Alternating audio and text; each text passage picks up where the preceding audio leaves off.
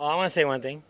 I know there's probably Mitsubishi people out there, but F Mitsubishis. I bought a Mitsubishi TV, and that shit still sucks.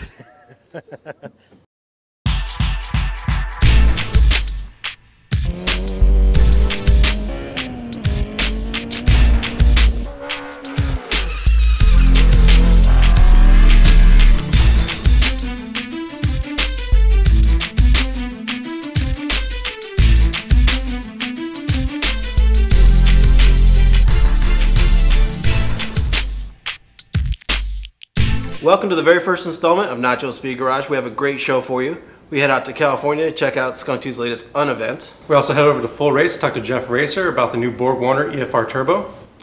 But first, when we tell people our name, we get confused looks. Nacho Speed Garage? What's that? Well, NSG is about racing Hondas, modifying Hondas, and all things Honda related. And if you're not having fun, you're doing it wrong. From being a hard parker with the rarest JDM parts, fastest at the track, or hitting the streets with style and performance, we hope to have something for you. And with that in mind, we all piled in the Civic and headed to Fontana to check out some Time Attack action.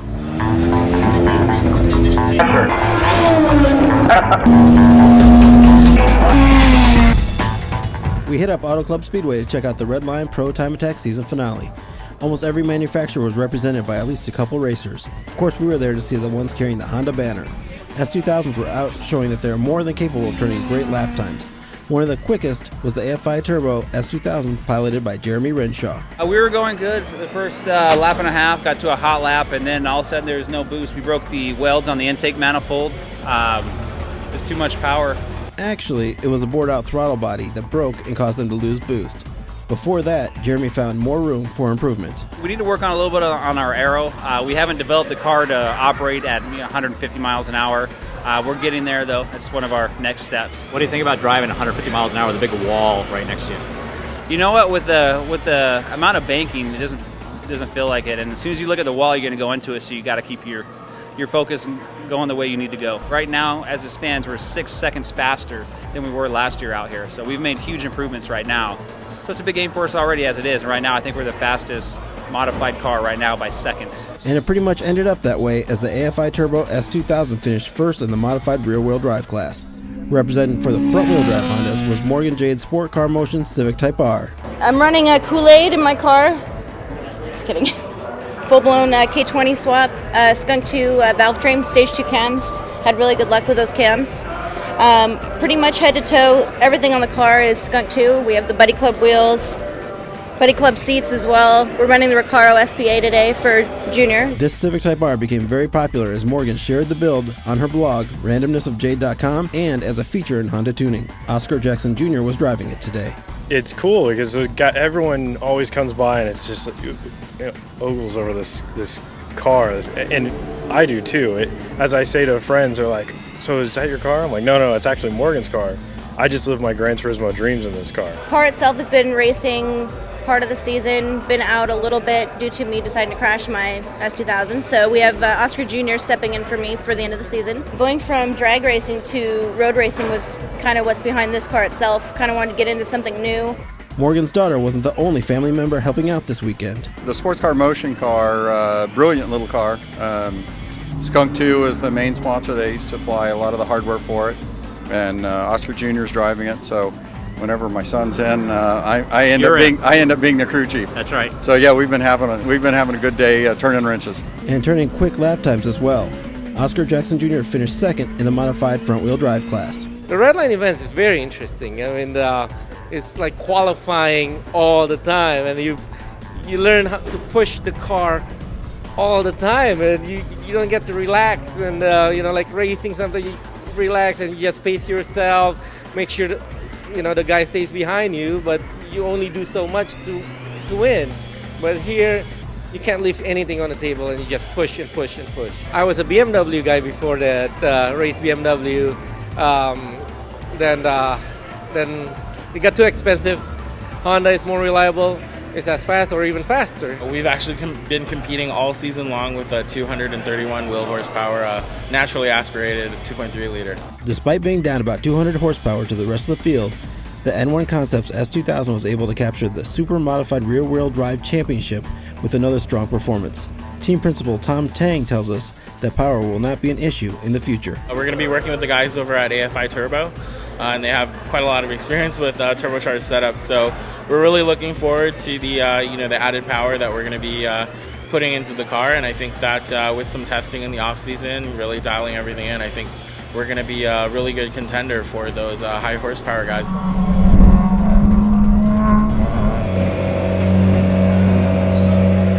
I got that this morning.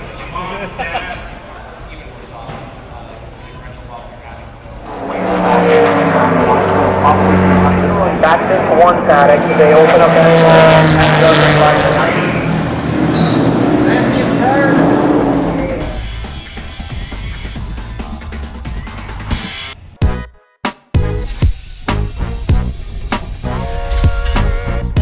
Hey guys, here we go.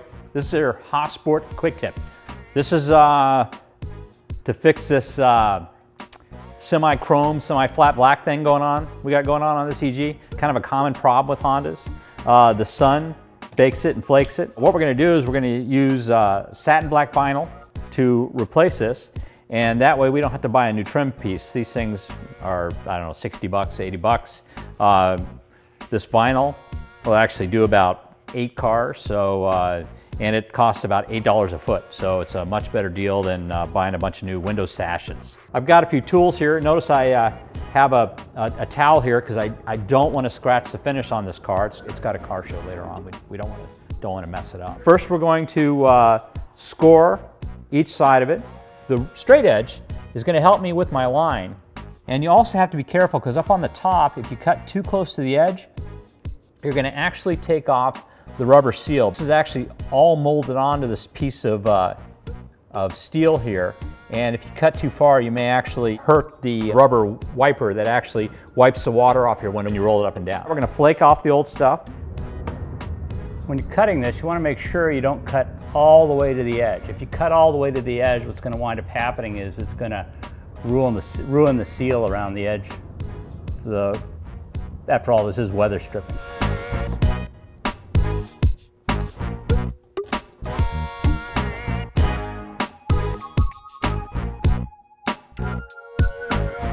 We got our sash all cleaned off. Now what we're going to do is we're going to cut a piece of vinyl.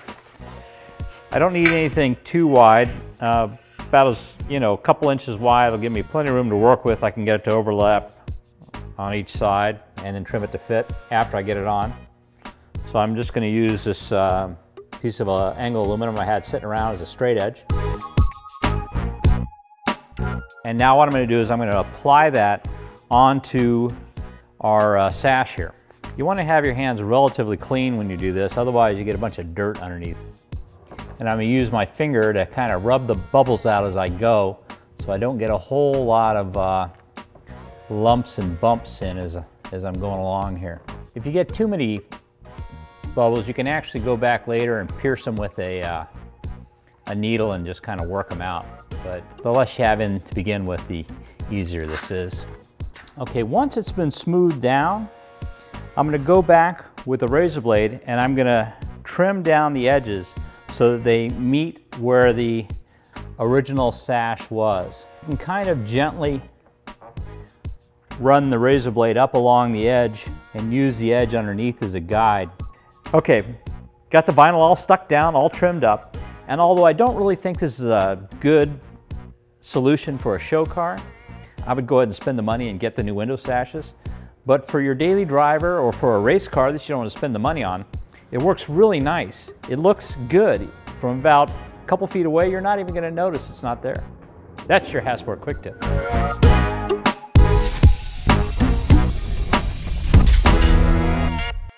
I'm sure by now you've heard of the Borg Warner EFR Turbo. The EFR Turbo, along with the full race turbo manifold, equipped the Sierra Time Attack Evo, which broke the Redline Time Attack lap record at Buttonwillow. Since Borg Warner teamed up with Full Race, we decided to head over and talk with the owner, Jeff Racer, to get some more info. The new Borg Warner EFR turbos, one of their coolest features, in my opinion, is the twin scroll with the internal wastegate. I don't know if you can see in here how it's actually divided through the center of this divider. This turbo, actually, I had a part this morning, so we don't have the final piece on, but this is a blow-off valve that's built into the compressor housing. The performance increase is actually really significant, and the reason is it actually vents through the high pressure side, which is right here. It would vent from the high pressure side right to the low pressure side. Stainless steel turbine housing is a real nice feature. It's a thinner wall, so it weighs a lot less.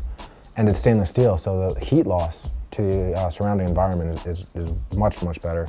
Another really cool feature is the turbine wheel is made out of a new titanium alloy called gamma tie. Over 50% reduction in density and weight. And so your spool and your boost recovery in between gear shifts is going to be a lot faster. On the oil drain, it's a traditional threaded flange where all the Garretts and all the other stuff, Precisions, whoever it may be, have used a flange here. But Borg Warner said, why do you even need the flange? Let's just tap this, make it a 3/8 pipe. You could thread a fitting right into the center section. Another cool feature, the internal wastegate bolts to the center section. It does not bolt to the compressor housing. So what that means is we can actually clock the compressor housing irregardless of the wastegate position. It's engineered for racing. That's what EFR stands for. You know, these turbos really are designed to change the game for high performance turbocharging.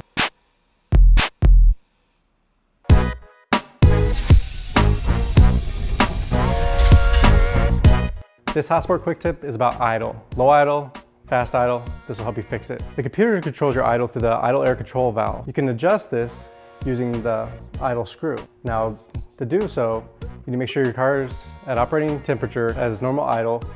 The idle air control valve is located on the back of the intake manifold. It's a 2-pin round plug, and all you have to do is unclip it to disconnect it. And this is your idle screw. I've already taken the pick and cleaned out a little bit, as you can see, but what you want to do is take your pick, clean out the groove so you can get your flathead screwdriver in there to be able to adjust it. Now the car needs to be running while you're doing this, so let's go ahead and fire it up and get this thing going.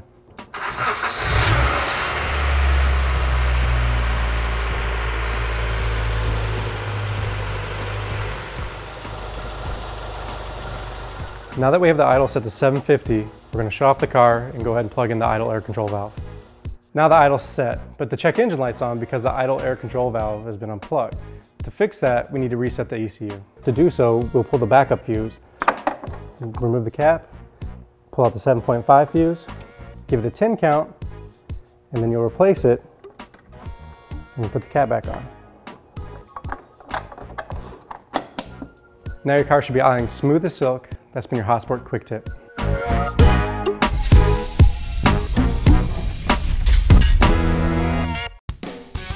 From my perspective, a lot of things in this scene are getting kind of stale, and the meets and the shows, they're just so cookie cutter.